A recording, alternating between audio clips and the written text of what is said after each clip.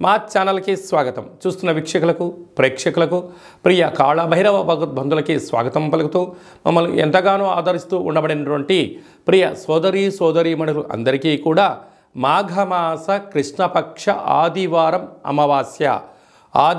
అమావాస్య అనగానే అద్భుతమైనటువంటి యంత్ర సాధన, మంత్ర సాధన, తంత్రిక సాధన చేసుకోవడం కోసము ఎంతగానో ఉపయోగపడేటువంటి పర్వకాలము.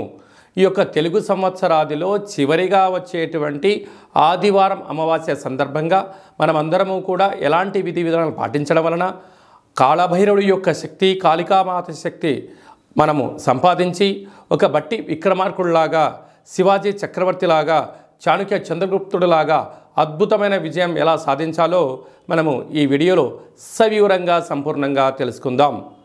10వ తారీఖు 3వ నెల 2024 మాఘమాసము, కృష్ణపక్షము, ఆదివారము, అమావాస్య, పూర్వాభాద్ర నక్షత్ర సందర్భంగా మనం ఎలాంటి విధి పాటించాలో సంపూర్ణంగా తెలుసుకుందాం.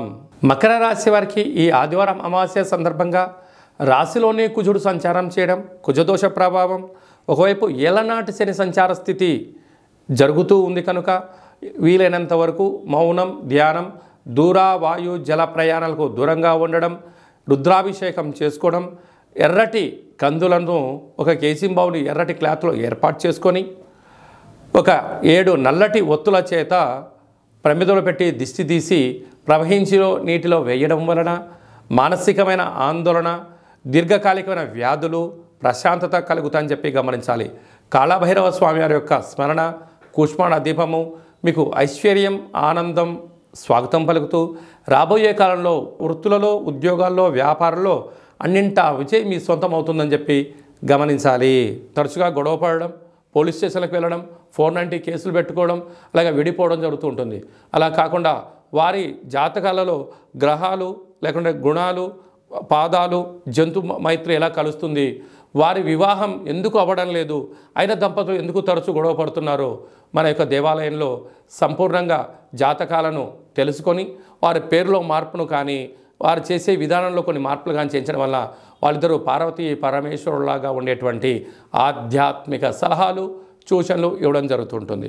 అలాగనే మీరు ఏదైనా ఒక వ్యాపారం ప్రారంభించాలనుకుంటున్నట్లయితే మీ యొక్క పేరును బట్టి, మీ రాశిని బట్టి, మీరు గ్రహస్థితులను బట్టి ఎలాంటి వ్యాపారాలు ప్రారంభిస్తే ఎలాంటి విజయాలు సాధిస్తారో మీరు తెలుసుకోవాలనుకుంటున్నట్లయితే ఈ కేంద్రంలో సంప్రదించినట్లు మీకు సర్వము తెలియజేయడం జరుగుతుంది.